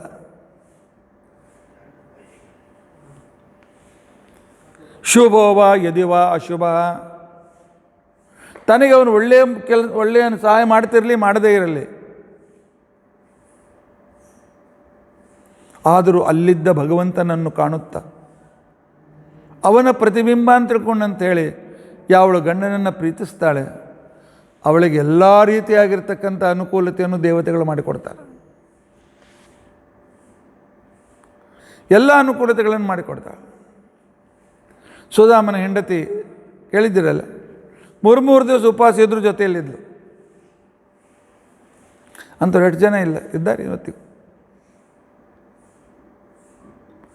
ದುಶ್ಶೀಲ, ಕೆಲವು ಸಲ ಅವನು ಚಾರಿತ್ರ್ಯ ಒಳ್ಳೇದಿರದೇ ಇರ್ಬೋದು, ಕೆಟ್ಟ ಕೆಲಸ ಮಾಡ್ತಿರ್ಬೋದು. ಕಾಮವೃತ್ತೋವ, ಉಚ್ಛೃಂಖಲನಾಗಿ ಮನಸ್ಸಿಗೆ ಬಂದಂತೆ ವ್ಯವಹಾರ ಮಾಡ್ತಿರ್ಬೋದು.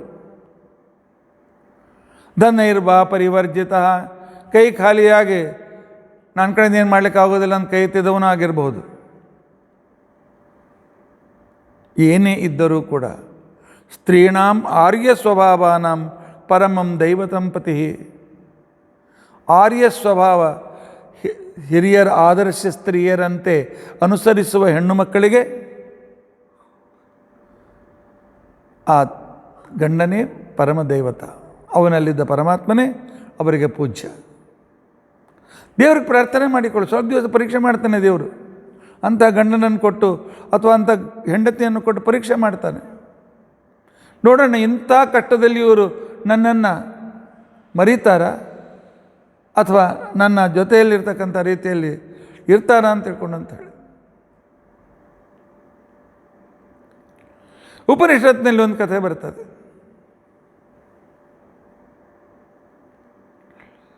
ಬಹುಶಃ ರೈಕ್ವ ಅಂತ ಇರಬೇಕು ಅಥವಾ ಇನ್ನೊಂದೇನು ಹೆಸರು ನೆನಪಿಲ್ಲ.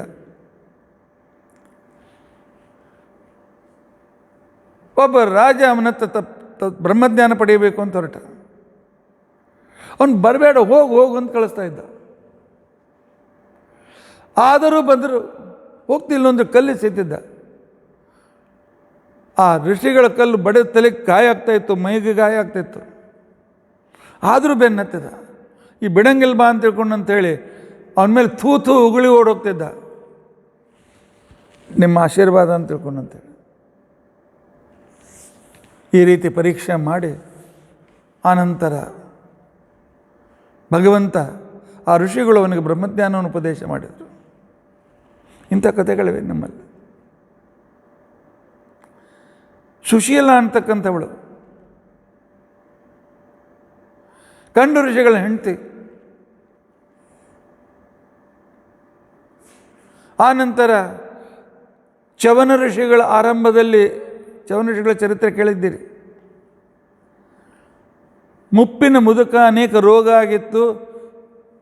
ಎಷ್ಟೋ ಸಲ ಅವನು ಊಟ ಮಾಡುವಾಗ ಅವನ ಹುಣ್ಣು ಎಲ್ಲ ಇದುವಾಗ ಎಲ್ಲೆಲ್ಲಿ ಬೀಳ್ತಿತ್ತು.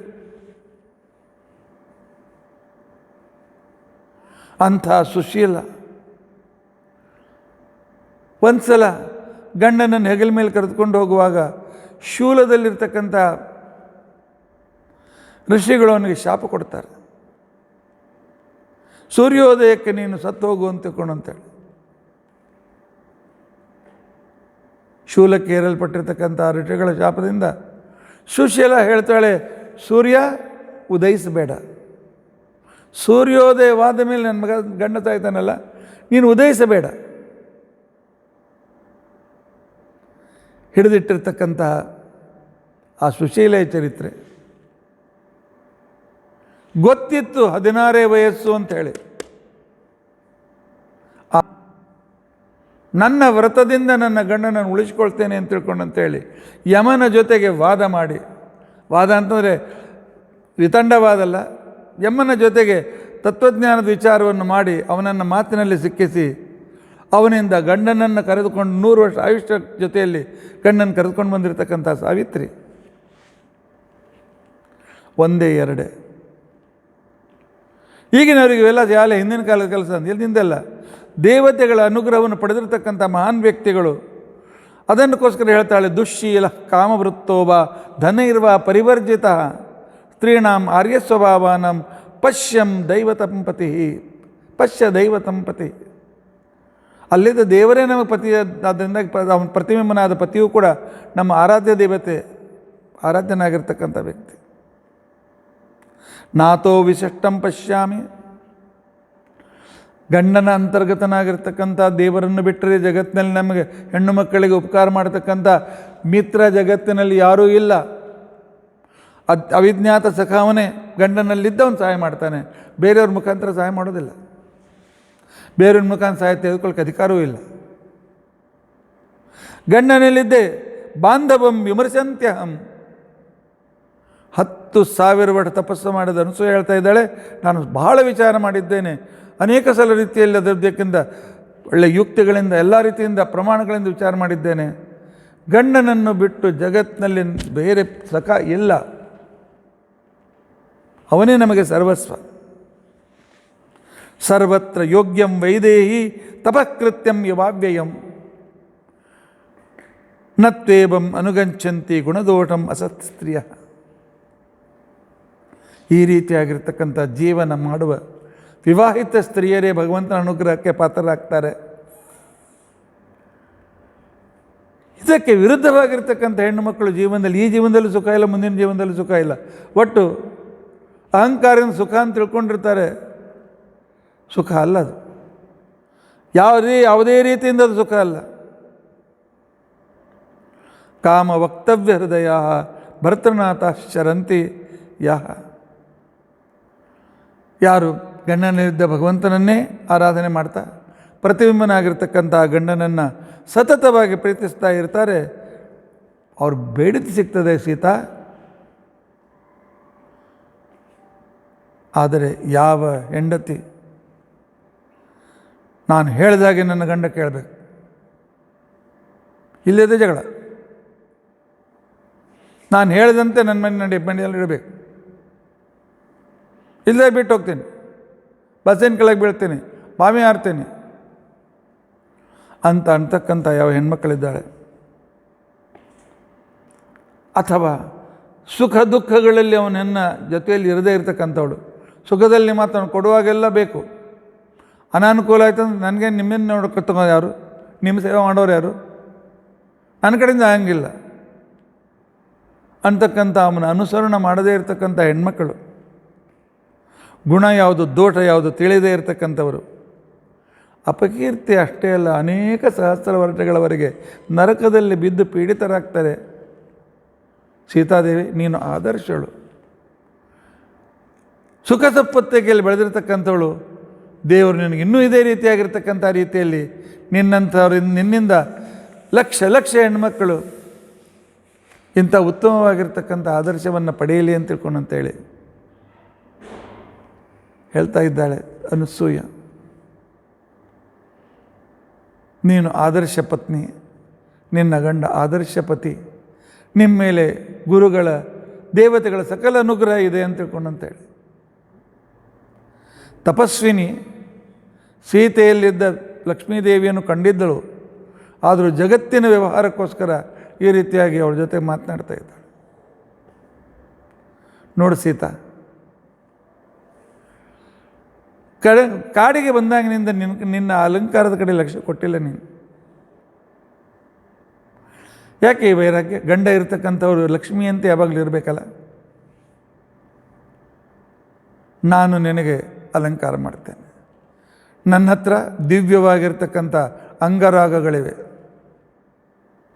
ಅಂಗರಾಗಗಳು ಅಂತ ತಿಳ್ಕೊಂಡಂತಂದರೆ ವಿವಿಧ ಕಾಸ್ಮೆಟಿಕ್ಸ್, ಇದನ್ನ ಕಾಲದ ಕೃತ್ರಿಮ ಪೆಟ್ರೋಲಿಯಂ ಕಾಸ್ಮೆಟಿಕ್ಸ್, ಡಬ್ಬಿ ಇಟ್ಕೊಂಡು ಕೂತ್ಕೊಂಡು ಏನಾದ್ರು ಬಣ್ಣ ಪಡ್ಕೊಳ್ತಾರೆ,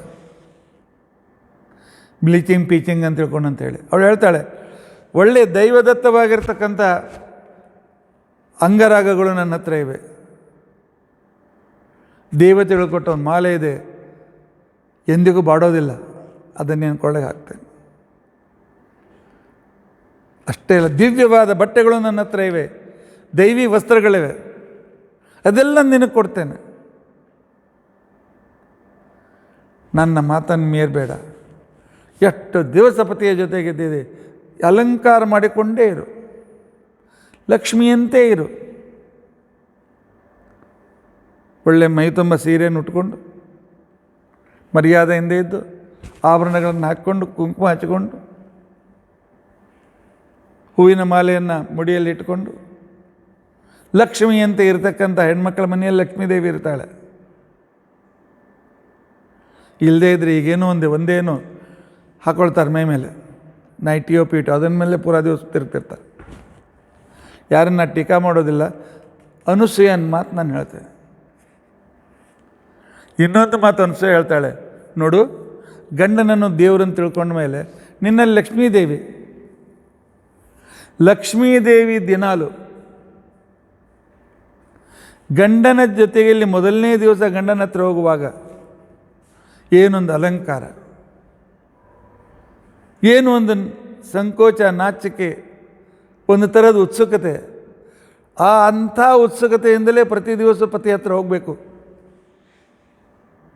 ಅನಸೂಯನ ಮಾತು ಎಷ್ಟು ಜನ ಈ ರೀತಿ ಕೇಳ್ತಾರೆ ನೋಡೋಣ. ಸೀತಾದೇವಿ ಅದೇ ರೀತಿ ಮಾಡ್ತಾ ಇದ್ದಾಳೆ ಮುಂದಿಂದ ಅಂತಕೊಂಡು ಹೇಳ್ತಾರೆ. ಅಂದಾಗ ಸೀತಾ,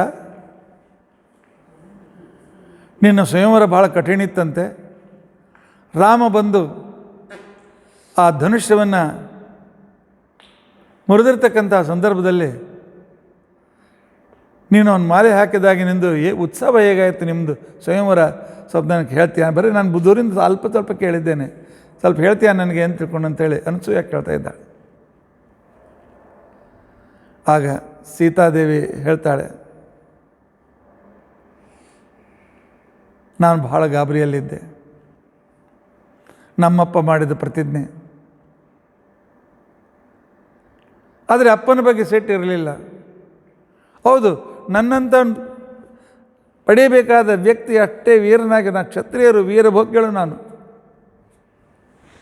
ಆದರೂ ಒಮ್ಮೊಮ್ಮೆ ಸಂಕೋಚ ಆಗ್ತಿತ್ತು ಮನಸ್ಸಿನಲ್ಲಿ, ಏನಪ್ಪ ಏನು ಅಂತ ತಿಳ್ಕೊಂಡಂತೆ. ನನ್ನ ಅಪ್ಪ ಸ್ವಯಂವರವನ್ನಿಟ್ಟಿದ್ದ. ದೇವತೆಗಳನ್ನು ಬಿಟ್ಟು ಎಲ್ಲರೂ ಬಂದಿದ್ದರು. ರಾಜರು, ಮಹಾರಾಜರು, ರಾವಣ, ಕುಂಭಕರ್ಣ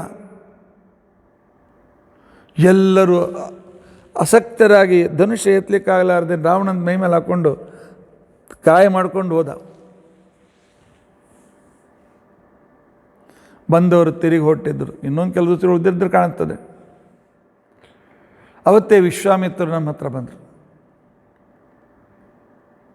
ಅಂದು ನಾನು ಗೌರಿ ಪೂಜೆಗೆ ಪ್ರಾರ್ಥನೆ ಮಾಡಲಿಕ್ಕೆ ಹೋಗಿದ್ದೆ.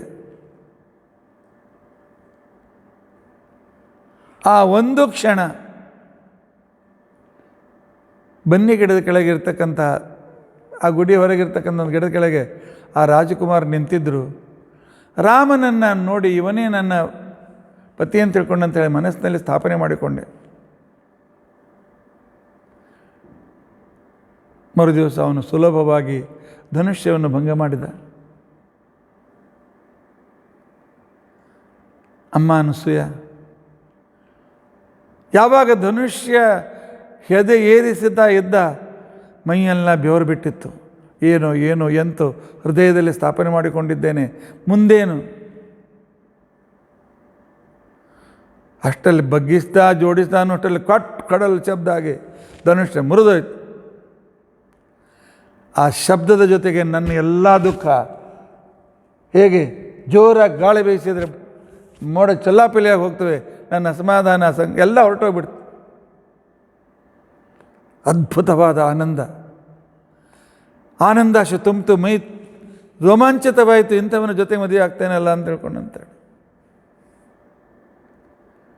ಆ ಮಾಲೆಯನ್ನು ತೆಗೆದುಕೊಂಡು ಒಂದೊಂದು ಹೆಜ್ಜೆ ಇಡುವಾಗಲೂ ನಾನು ಮೋಕ್ಷದ ಆನಂದವನ್ನು ಅನುಭವಿಸ್ತಾ ಇದ್ದೆ. ಇವರೆಲ್ಲ ನಿತ್ಯ ಮುಕ್ತಳು ಮಹಾಲಕ್ಷ್ಮೀ ದೇವಿ ಅದೆಲ್ಲ ಬೇರೆ, ವ್ಯಾವಹಾರಿಕವಾಗಿ ವರ್ಣನೆಯನ್ನು ಮಾಡ್ತಾ ಇದ್ದಾರೆ ವಾಲ್ಮೀಕಿ ಋಷಿಗಳು. ಒಂದೊಂದು ಹೆಜ್ಜೆಗೂ ನಾನು ಮಹಾನ್ ಶ್ರೇಷ್ಠವಾಗಿರ್ತಕ್ಕಂಥ ಮೋಕ್ಷ ಪಡೆದ ಆನಂದವನ್ನು ನಾನು ಅನುಭವಿಸ್ತಾ ಇದ್ದೆ.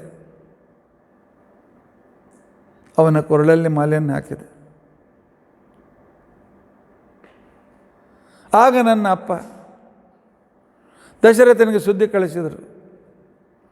ಮಾಲೆ ಹಾಕಿದೆ, ಆಯಿತು, ನನ್ನ ರಾಣಿವಾಸಕ್ಕೆ ಹೋಗಿಬಿಟ್ಟೆ. ಮದುವೆ ಮುಹೂರ್ತ ತೆಗೆದರು. ಮತ್ತೆ ಪುನಃ ರಾಮನ ದರ್ಶನ ಆಗಲೇ ಇಲ್ಲ. ದಿನಾಲು ಅರಮನೆಯ ಮೇಲೆ ಎಲ್ಲಾದರೂ ಬರ್ತಾರೆ ನೋಡ್ತಾ ಇದ್ದೆ. ಆನಂತರ ವಿಶ್ವಾಮಿತ್ರರು ಇರ್ತಕ್ಕಂಥ ದೂರದಲ್ಲಿರಲಿಲ್ಲ, ಯಾವ ಕಿಡಿಕೆಯಲ್ಲೇ ಕೂತ್ಕೊಳ್ತಾ ಇರ್ತದೆ. ಸ್ವಲ್ಪ ಹೊರಗೆ ಬರ್ತಾನೇನು, ಅವನನ್ನು ನೋಡಬೇಕು ಏನು ಅಂತ ತಿಳ್ಕೊಂಡು ಉತ್ಸುಕ್ತಾ ಇತ್ತು. ಒಂದು ಸಲ ಧೈರ್ಯ ಮಾಡಿ ಅವರಲ್ಲಿ ಇಳಿಸಿದ ಆ ಗುಡಿಸಲ ಹತ್ರ ಹೋಗಬೇಕು ಅಂತ ತಿಳ್ಕೊಂಡು ಹೊರಟಿದ್ದೆ. ಮತ್ತೆ ಕಾಲು ಮುಂದೆ ಬರಲಿಲ್ಲ. ಏನು ಅವಿನಯ ಅಂತ ತಿಳ್ಕೊಂಡು ಏನು ಮಾಡಬೇಕು, ತಿರುಗಿ ಬಂದುಬಿಟ್ಟೆ. ದಶರಥನು ಬಂದರು. ಅವ್ರ ತಾಯಿ ನಮ್ಮ ಅತ್ತೆ ಕೌಸಲ್ಯ ಸುಮಿತ್ರಾದಿಗಳು ಬಂದರು, ಎಲ್ಲ ಆಯಿತು, ಎಲ್ಲ ಉತ್ಸವ. ಆದರೆ ಅಕ್ಷತಾ ಯಾವಾಗ ಅಂತಃಪಟ ತೆಗೆದರು, ಅವನ ಮುಖ ನೋಡಿದೆ, ಮಾಲೆ ಹಾಕಿದೆ, ಬದಿಯಲ್ಲಿ ಕೂಡಿಸ್ಬಿಟ್ರು. ನೋಡಬೇಕು ಅಂತಂದರೆ ಹಿರಿಯರೆಲ್ಲರೂ ಸುತ್ತರಿದ್ದಾರೆ, ಏನಂತಾರೋ ಏನು. ಹಿಂದಿನ ಕಾಲದ ಮರ್ಯಾದೆ ಆ ರೀತಿಯಾಗಿತ್ತು. ಈಗ ಮೊದಲೇ ತಿರುಗಾಡಿರ್ತಾರೆ ಎಲ್ಲ ಕಡೆಗೆ. ಮದುವೆಯಲ್ಲಿ ನೋಡಿದ್ದೇವೆ, ಇನ್ನೂ ಅಕ್ಷತಾ ಆಗಿರ್ತದೆ, ಹರಟಿ ಚಾಲು ಆಗಿರ್ತದೆ ಅವ್ರದ್ದು. ಇಲ್ಲಿ ಪುರೋಹಿತರು ಇಲ್ಲಿ ನೀರು ಬಿಡ್ರಪ್ಪ, ಇಲ್ಲಿ ಕೂಡ್ರಿ ಅಂತ ಅವ್ರು ಬೆನ್ನು ಹತ್ಬೇಕಾಗ್ತದೆ. ಅವ್ರು ಹರಟಿ ಮಾಡಿ ಹೊರಟಿರ್ತಾರೆ ಹೊಸದಾಗಿ. ಯಾಕೆ ಎಷ್ಟೊತ್ತಲ್ಲ ತಿರುಗಾಡಿರ್ತಾರೆ, ಹೊಸದೇನಿರ್ತದೆ, ಹೊಸ ಏನಿರೋದಿಲ್ಲ. ಇರಲಿ, ಇಂತಹ ಸಂದರ್ಭದಲ್ಲಿ ಆಗ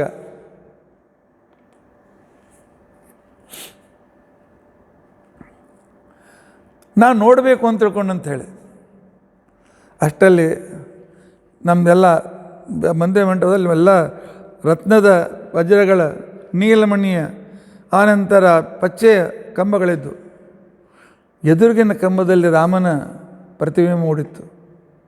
ಆಯ್ತು, ಅದನ್ನು ನೋಡ್ತಾ ಕೂತ್ಕೊಂಡ್ರೆ ಯಾವ ನೋಡ್ತಾನೆ? ರಾಮನ ಕಡೆ ನೋಡ್ಲಿಕ್ಕತ್ತಿಲ್ಲ. ಅಲ್ಲಿ ನೋಡಬೇಕು ಅಂತಂದರೆ ಆ ರಾಮ ಅಲ್ಲಿದ್ದ ನನ್ನನ್ನೇ ನೋಡ್ತಾ ಇದ್ದಾನೆ. ಎಲ್ಲಿ ನಾನು ನೋಡ್ತಾ ಇದ್ದೀನಿ ಅಂತ ತಿಳ್ಕೊಂಡಂತೇಳಿ ಅವನಿಗೆ ನಾನು ಅನುಕೂಲ ಅನ್ನಿಸ್ತದೆ ಅಂತ ತಿಳ್ಕೊಂಡಂತೇಳಿ ಅಲ್ಲಿಯೂ ನೋಡುವಂತಿಲ್ಲ. ಕೊನೆಗೆ ಏನು ಮಾಡಬೇಕು ಅಂತ ಅಷ್ಟರಲ್ಲಿ ನನ್ನ ಕೈಯಲ್ಲಿರ್ತಕ್ಕಂಥ ಆ ರತ್ನದ ಬಳೆಯಲ್ಲಿ ರಾಮನ ಪ್ರತಿಬಿಂಬ ಬಿದ್ದಿತ್ತು. ಅದನ್ನೇ ಕೆಳಮುಖವಾಗಿ ನೋಡ್ತಾ ಇದ್ದೆ. ಅದಿಬದಿಯಲ್ಲವರಂತ ಇದ್ದರು, ನೋಡು ಸೀತಾ ಎಷ್ಟು ಸಂಕೋಚ, ಎಷ್ಟು ಮರ್ಯಾದಸ್ಥಳು, ತಲೆ ಎತ್ತಿ ಯಾರನ್ನು ಮಾಡ್ತಾ ಇಲ್ಲ ಅಂತಿಕೊಂಡಂತೆ ಹೋಗೋದು. ನಾನು ಅವ್ರಿಗೇನು ಗೊತ್ತು, ನಾನು ರಾಮನ ನೋಡ್ತಾ ಇದ್ದದ್ದು ಅಂತ. ಈ ಕಲ್ಪನೆ ತುಳಸಿದಾಸರದು, ಇಲ್ಲಿ ಬಂದಿಲ್ಲ. ಕಂಕಣದಲ್ಲಿ ಅವನನ್ನು ನೋಡ್ತಾ ಹಾಗೆಯೇ ಹೋಮ ಆಗುವವರೆಗೂ ಎಲ್ಲ ಆಗುವವರೆಗೂ ಅಲ್ಲೇ ಇದ್ದೆ. ಆನಂದ ಅಲ್ಲೇ ನೋಡಿಕೊಂಡು ಅವನನ್ನು.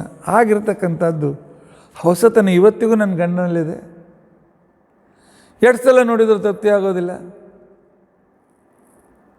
ಅಂಥೇಳಿ ವರ್ಣನೆ ಮಾಡಿದಾಗ ಅನಸೂಯ ಅವಳಿಗೆ ಮತ್ತೆ ತಾನೇ ಅಲಂಕಾರವನ್ನು ಮಾಡಿ ಆಶೀರ್ವಾದವನ್ನು ಕೊಟ್ಟಿದ್ದಾಳೆ. ತಾಯಿ ಜಗನ್ಮಾತ, ಜಗತ್ತಿಗೆ ಸುಖ ಕೊಡ್ತಕ್ಕಂಥವಳು, ನೀನು ಸುಖಿಯಾಗಿರು ಅಂತ ತಿಳ್ಕೊಂಡು. ಆ ಕಾಲದಲ್ಲಿ ಅತ್ರಿ ಋಷಿಗಳು ರಾಮನಿಗೆ ಹೇಳ್ತಾರೆ, ರಾಮ ಸಂಪೂರ್ಣವಾಗಿರ್ತಕ್ಕಂಥ ದಂಡಕಾರಣ್ಯನ ದಾರಿ ಕಾಯ್ತಾ ಇದೆ. ರಾವಣ ಅವನ ಸ್ನೇಹಿತರು ಯಾರು ವಿಂಧ್ಯ ಪರ್ವತ ದಾಟಿ ಹೋಗ್ತಾರೆ, ಆ ವ್ಯಕ್ತಿಗಳಲ್ಲಿ ರಾಕ್ಷಸರು ಅಲ್ಲಿ ಬ್ಲಡ್ ಟ್ಯಾಕ್ಸ್ ರಕ್ತ ಹೀರ್ತಾರೆ. ಅವರದು ಧೈರ್ಯವಂತಿದ್ರೆ ಅಷ್ಟು ರಕ್ತ ಕೊಟ್ಟು ಮತ್ತೆ ಹೋಗ್ತಾರೆ, ಇಲ್ಲದೆ ಅಲ್ಲೇ ಸತ್ತು ಹೋಗ್ತಾರೆ.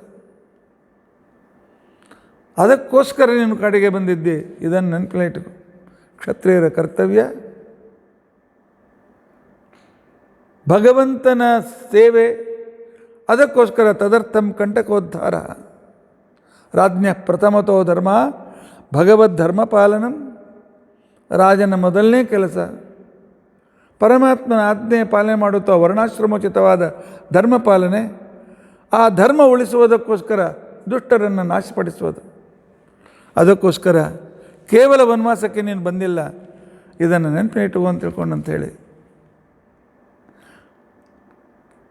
ಅತ್ರಿ ಋಷಿಗಳು ಹೇಳಿ, ಋಷಿಗಳು ಅಂತನ್ನೋ ರೀತಿಯಿಂದ ಆಶೀರ್ವದಿಸಿ ಕಳಿಸಿದ್ದಾರೆ. ಆಶೀರ್ವದಿಸಿ ಕಳಿಸಿ ಮುಂದೆ ಹೋಗುವಷ್ಟರಲ್ಲಿ ಹಿಂದಿನಿಂದ ಬಂದಿರತಕ್ಕಂಥ ಒಬ್ಬ ರಾಕ್ಷಸ ಸೀತೆಯನ್ನು ಎತ್ತಿ ಹ ಹ ಹ ಹ ಅಂತಾಗ್ತಾ ಇದ್ರು. ನೋಡ್ತಾರೆ ಬದಿ ಸೀತೆಯನ್ನು ಹಿಡಿದಿದ್ದಾನೆ, ನಡ್ತಾನೆ, ವಿಕಾರವಾಗಿರ್ತಕ್ಕಂಥ ರೂಪ. ಆ ಕಾಲದಲ್ಲಿ ರಾಮ ಲಕ್ಷ್ಮಣ ಧನುಷ್ಯವನ್ನು ತಯಾರು ಮಾಡಿದ್ದಾನೆ. ರಾಮನು ತನ್ನ ಧನುಷ್ಯವನ್ನು ತಯಾರು ಮಾಡ್ತಾ ಇದ್ದಾನೆ. ಹೇಳ್ತಾನೆ ರಾಕ್ಷಸ, ಸಣ್ಣ ಹುಡುಗರ, ನಾನು ನರಭಕ್ಷಕ ಗೊತ್ತೇನು? ಈಗ ಮಾಡಿ ನಿಮ್ಗೆ ತಿಂದು ಹಾಕ್ತೇನೆ. ಆದರೂ ಈ ಹುಡುಗಿನ ಕೊಟ್ಟಿರಲ್ಲ, ಯಾಕೆ ಇದ್ರ ಜೊತೆಗೆ ನಾನು ಮಜಾ ಮಾಡ್ತಿರ್ತೀನಿ. ಹೋಗಿ ಬಿಟ್ಬಿಟ್ಟು ನಿಮ್ಮ ಈ ಹುಡುಗಿ ಸಿಕ್ಕಾಳಲ್ಲ, ರಾಮ ಲಕ್ಷ್ಮಣನ ಕಡೆಗೆ ಹೇಳ್ತಾನೆ, ಸೀತೆಯ ರಕ್ಷಣೆ ನಮ್ಮ ಪ್ರಥಮ ಕರ್ತವ್ಯ. ಇಂಥ ಸಂದರ್ಭದಲ್ಲಿ ಯಾವಾಗ ಧನುಷ್ ಸಜ್ಜೆ ಮಾಡ್ತಾರೆ, ಓಡ್ಲಿಕ್ಕೆ ಚಾಲು ಮಾಡ್ತಾನೆ, ಬೆನ್ನಟ್ಟಿ ಆ ಕಾಲದಲ್ಲಿ ಅವನಿಗೆ ಬಾಣವನ್ನು ಬಿಟ್ಟರೆ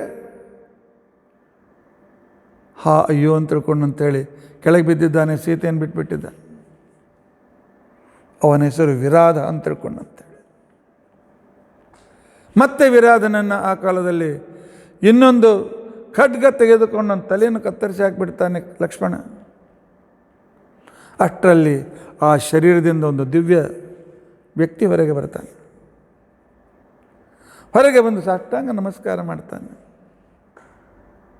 ಪರಮಾತ್ಮ ನಾನು ತುಂಬೂರು ಅಂತಕ್ಕಂಥ ಹೆಸರಿನ ಗಂಧರ್ವ. ಒಂದ್ಸಲ ನಮ್ಮ ಸ್ವಾಮಿಯಾದ ಕುಬೇರನ ಎದುರಿನಲ್ಲಿ ಅವಿನಯವನ್ನು ತೋರಿಸಿದ್ದರಿಂದಾಗಿ ಅವ್ರನ್ನ ರಾಕ್ಷಸನಾಗುವಂತ ಶಾಪ ಕೊಟ್ಟಿದ್ದರು. ಕಾಲು ಹಿಡಿದು ಅನುನಯವನ್ನು ಮಾಡಿಕೊಂಡ ಮೇಲೆ ರಾಮ ಬರ್ತಾನೆ, ಲಕ್ಷ್ಮಣನಿಂದ ನೀನು ಮೃತನಾದ ಮೇಲೆ ನಿನ್ನ ಪೂರ್ವರೂಪ ಬರ್ತದೆ ಅಂತ ತಿಳ್ಕೊಂಡಂತೇಳಿ ರಾಮಚಂದ್ರ ಉದ್ಧಾರ ಮಾಡಿದೆ. ಪರಮ ಉಪಕಾರ. ಭಗವಂತ ಎಲ್ಲ ಅವತಾರದಲ್ಲಿ ಉದ್ಧಾರ ಕೆಲಸ ಮಾಡ್ತಾ ಇದ್ದಾನೆ. ಇಲ್ಲಿಂದ ನೀವು ಮುಂದೆ ಹೋಗಿ ಶರಭಂಗ ಋಷಿಗಳ ಆಶ್ರಮ ಬರ್ತದೆ. ಅನೇಕ ವರ್ಷಗಳಿಂದ, ಅನೇಕ ಸಾವಿರ ವರ್ಷಗಳಿಂದ ದಾರಿ ಕಾಯ್ತಾ ಇದ್ದಾರೆ. ನಿನ್ನ ಜೊತೆಯಲ್ಲಿ, ನಿನ್ನ ಸಮೀಪದಲ್ಲಿ ಉತ್ತಮ ಗತಿ ಪಡೆಯಬೇಕು ಅಂತ ತಿಳ್ಕೊಂಡಂತೇಳಿ ಈಗಾಗಲೇ ಅವರು ಅತ್ಯಂತ ವೃದ್ಧರು ಆಗಿದ್ದಾರೆ. ಅಲ್ಲಿಗೆ ಹೋಗು, ಮುಂದೆ ಅವರು ಹೇಳಿದಂತೆ ಮುಂದಿನ ನಿಮ್ಮ ಯಾತ್ರೆಯನ್ನು ಮಾಡು. ದೇವರು ನಿನ್ನನ್ನು ಋಷಿಗಳ ಮನೆ ರಕ್ಷಣೆಗೋಸ್ಕರ ಕಳಿಸಿಕೊಟ್ಟಿದ್ದಾನೆ, ಕೆಲಸವನ್ನು ಮಾಡು ಅಂತ ತಿಳ್ಕೊಂಡಂತೇಳಿ ಅವನು ತುಂಬ ಗಂಧರ್ವ ಹೊರಟೋಗ್ಬಿಡ್ತಾನೆ.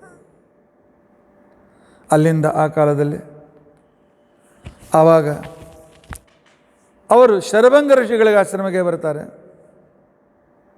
ಶರಭಂಗ ಋಷಿಗಳು, ರಾಮ ನಿನ್ನ ದಾರಿಯನ್ನೇ ಕಾಯ್ತಾ ಇದ್ದೆ, ಆಶೀರ್ವದಿಸುವ ಸಷ್ಟಾಂಗ ನಮಸ್ಕಾರ ಮಾಡಿ ನನಗೆ ಪ್ರಾಣ ಬಿಡಲಿಕ್ಕೆ ಅನುಮತಿ ಕೊಡು. ನಿನ್ನ ದರ್ಶನ ಮಾಡಿ ಪ್ರಾಣ ಬಿಡಬೇಕು, ಇಷ್ಟು ದಿವಸ ನಾನು ಪ್ರಾಣ ಇಟ್ಟುಕೊಂಡಿದ್ದೆ, ಅನುಮತಿ ಕೊಡು ಅಂತ ತಿಳ್ಕೊಂಡು ತಂದಾಕ್ಷಣಕ್ಕೇನೆ ಆ ಕಾಲದಲ್ಲಿ ರಾಮಚಂದ್ರ ಆಗಲಿ ಅಂತ ತಿಳ್ಕೊಂಡಂತಿದ್ದಾನೆ.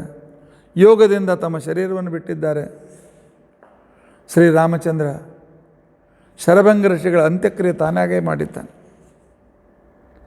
ಏನ್ರಿ ಯಾರ್ಯಾರ್ದು ಮಾಡ್ತಾರೆ? ಇಲ್ಲ, ಅನಾಥ ಶವದ ಅಂತ್ಯಕ್ರಿಯೆಯನ್ನು ಮಾಡಿದರೆ ಅನೇಕ ಅಶ್ವಮೇಧ ಯಜ್ಞದ ಫಲ ಅಂತ ತಿಳ್ಕೊಂಡಂತ ಹೇಳಿದ್ದ. ರಾಜರ ಕರ್ತವ್ಯ ಇದು. ಇಂತಹ ಸಂದರ್ಭದಲ್ಲಿ ಆಗ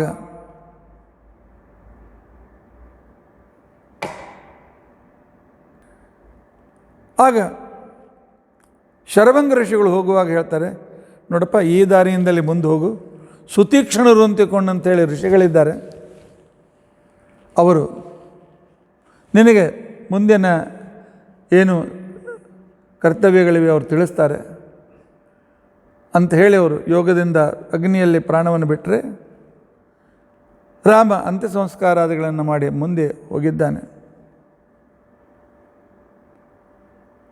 ಅಲ್ಲಿಂದ ಹೋಗುವಾಗ ಮಧ್ಯದಲ್ಲಿ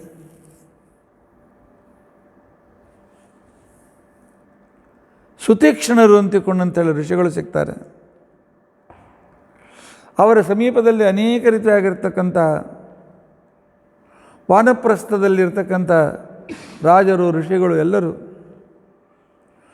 ಎಲ್ಲರೂ ರಾಮಚಂದ್ರನಿಗೆ ಭೇಟಿಯಾಗಲಿಕ್ಕೆ ಬರ್ತಾರೆ. ರಾಮಚಂದ್ರ ಭೇಟಿಯಾಗಲಿ ಬಂದಿರತಕ್ಕಂಥ ಸಂದರ್ಭದಲ್ಲಿ ಆಗ ರಾಮಚಂದ್ರನಿಗೆ ಅಂತಾರೆ, ರಾಮ ಭೇಟಿಯಾಗಿದ್ದೆ ಒಪ್ತೇನೆ, ನೀನು ಹಿಮಾಲಯ ಪರ್ವತ ನೋಡಿದ್ದೀಯಾ? ಇದು ಒಬ್ಬ ನಾಟಕಕಾರ ಬರೆದದ್ದು. ರಾಮಾಯಣದ ಮೇಲೆ ಬೇಕಾದಷ್ಟು ಸಂಸ್ಕೃತದಲ್ಲಿ ನಾಟಕಗಳು ನೋಡಿದ್ದೇನೆ, ಅಲ್ಲಿದ್ದು ಬಂದಿದ್ದೇನೆ. ನಮ್ಮ ಗುರುಗಳ ಸಿದ್ಧಾಶ್ರಮ ಹಿಮಾಲಯದಲ್ಲೇ ಇತ್ತು. ಎಲ್ಲಿದೆ?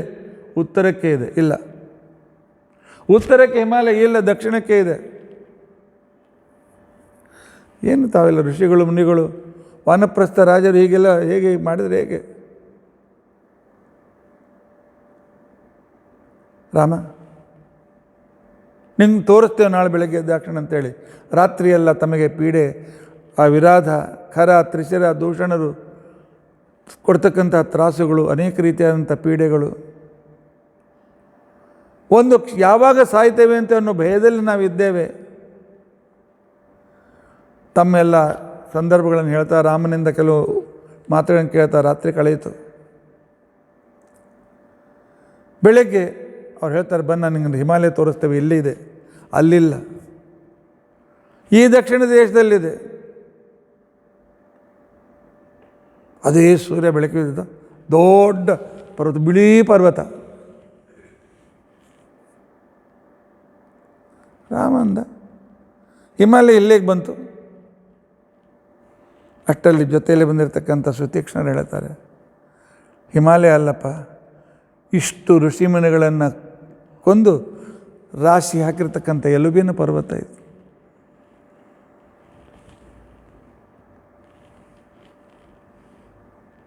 ನೀನು ಇದಕ್ಕೋಸ್ಕರ ಬಂದಿದ್ದೆ.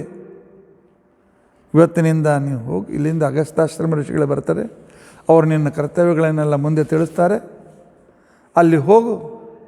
ಆ ನಂತರ ನಮ್ಮ ಮೇಲೆ ಪರಮ ಉಪಕಾರವನ್ನು ಮಾಡ್ತಕ್ಕಂಥ ಕಾರ್ಯವನ್ನು ಮಾಡುವಂತ ತಿಳ್ಕೊಂಡು ಅಂಥೇಳಿ ಆ ಕಾಲದಲ್ಲಿ ಪರಮಾತ್ಮ ಹೇಳಿದ್ದಾನೆ, ನಿಮ್ಮೆಲ್ಲರಿಗೂ ಅಭಯ ಕೊಡ್ತೇನೆ, ಕ್ಷತ್ರಿಯರ ಕರ್ತವ್ಯ ಇದು, ನಿನ್ನ ಮೇಲೆ ನಿಶ್ಚಿಂತರಾಗಿರಿ, ರಾಕ್ಷಸರ ಜವಾಬ್ದಾರಿಯನ್ನು ನೋಡ್ಕೊಳ್ತೇನೆ ಅಂತ ತಿಳ್ಕೊಂಡು ಅಂತೇಳಿ